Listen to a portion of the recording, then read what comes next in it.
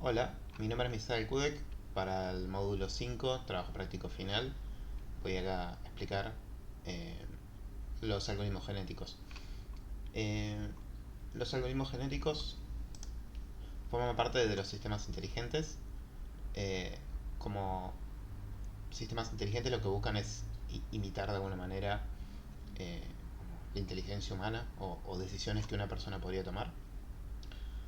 Los algoritmos genéticos eh, no son algoritmos determinísticos, sino que el resultado de la salida va a depender de cada una de las ejecuciones y sucesivas ejecuciones pueden tener resultados distintos. Dentro de ellos hay el cálculo de un número aleatorio, entonces el resultado de lo que va a dar en sucesivas corridas de ese algoritmo, el resultado puede cambiar. Entonces uno como que tendría que correrlo muchas veces, analizar las salidas y sacar una conclusión para tomar una decisión.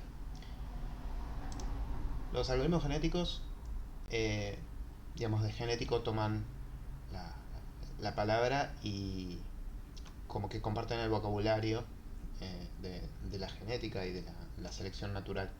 Entonces, para explicar los algoritmos genéticos, primero habría que tener alguna idea sobre algunas palabras de genética. En una célula hay muchas partes dentro de una célula. Una de las partes de la célula de las que tiene núcleo es el núcleo. El núcleo de la célula tiene información genética. Esa información genética está en los cromosomas, que son como estas crucecitas que se ven. Cada crucecita, esto en realidad es tridimensional, no es plano, ¿no? Cada una de estas crucecitas, o cada una de estas hebras de la crucecita, vino de los dos ascendientes del individuo que estaríamos viendo acá, ¿no? Como que una es del padre y otra es de la madre. Cada una de estas hebras contiene genes, como si fuera el mismo tipo de gen, pero no el mismo específicamente. O sea que si un gen sería un bloque que contiene información para poder construir en una célula una proteína, a pesar de que no todos los genes construyen proteínas. Ese gen, su información, vino de uno de los padres de este individuo. Y el mismo gen, pero en la otra hebra, eh, cumpliendo el mismo rol, pero de otra forma o no necesariamente igual, vino desde su madre o su padre, uno de cada uno.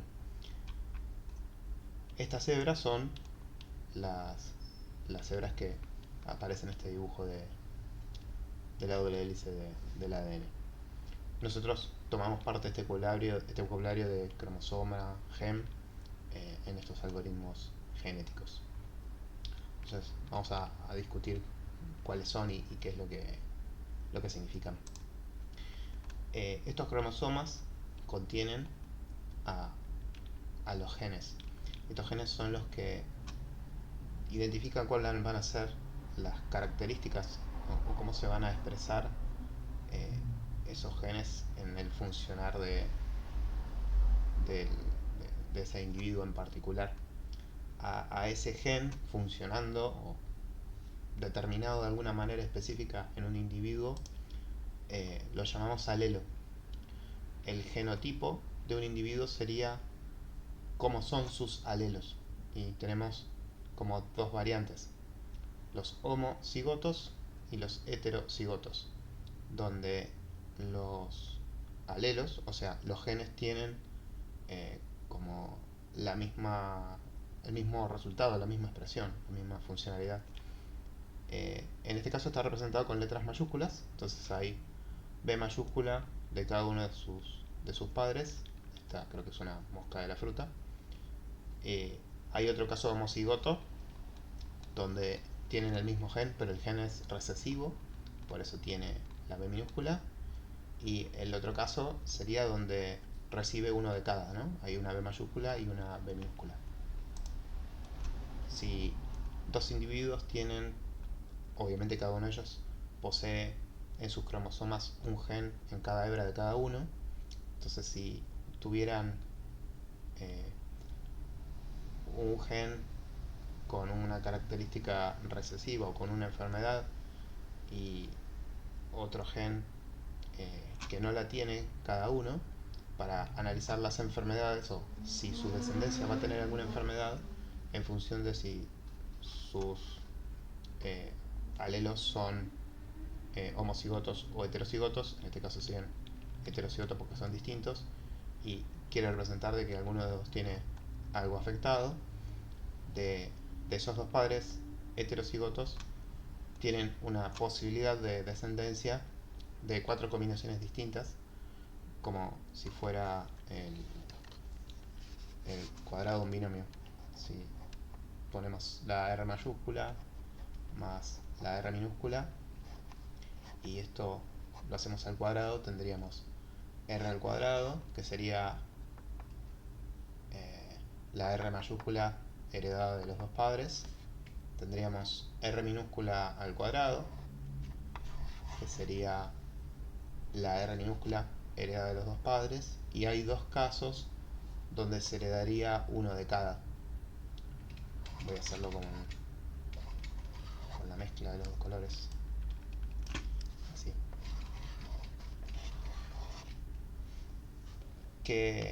¿En qué afecta? ¿En qué importa? Si tiene alelos y su genotipo es homocigoto, heterocigoto, o hereda uno, o hereda otro, hereda los dos.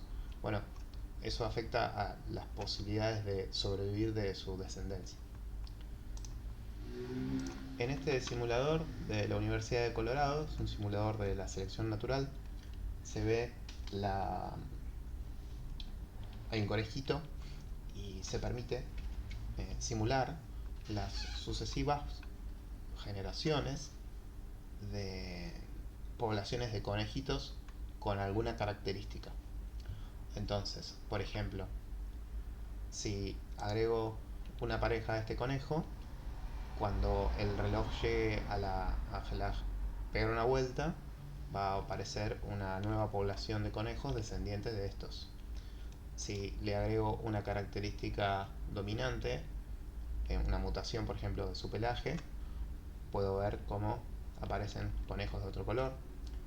En la opción de genealogía, si se toma un conejo, se puede ver cuáles son sus padres, cómo son los alelos de sus genes y cuál es la mutación que tiene. Y se puede ver cómo, al haber en el caso de un depredador como un lobo, cómo afecta el lobo a la población en función de esa característica que tiene modificada. En este tipo de suelo, la proporción de la población disminuye más en el caso de los que tienen un pelaje, y si se cambia el tipo de suelo, bien, sobre el suelo marrón desaparecieran más los que tienen pelaje marrón, y ahora sobre el suelo nevado van a desaparecer más los que tienen el pelaje marrón, ¿no? Sobre marrón se camuflan los marrones y sobre blanco se camuflan los blancos. Esa sería como una característica que le permite sobrevivir. Para nuestros algoritmos genéticos vamos a respetar los siguientes pasos. Hay que generar una población inicial. Sobre esa población inicial se seleccionan algunos individuos para conformar la población que va a entrar en este lazo de iteración. Y luego de generar esa población la vamos a cruzar entre sí. Hay distintos tipos de algoritmos para hacer esto, hay distintos tipos de algoritmos para seleccionar. Luego de haberla cruzado la vamos a mutar a distintos algoritmos de mutación. Si alcanzamos una condición de paro, hay distintas condiciones de paro. Una podría ser el tiempo, u otra hasta que se consiga optimizar lo que sea que uno que esté buscando. Mientras no se cumple la condición de paro, se sigue en este lazo de iteración generando sucesivas poblaciones, seleccionando sobre esa población las características de los individuos que interesan para conservar esa población, cruzarlas y mutarlas. Cuando se alcanza la condición de paro, entonces se obtiene una población final. Esta población final sería el resultado de una corrida del algoritmo genético. Chau, chau.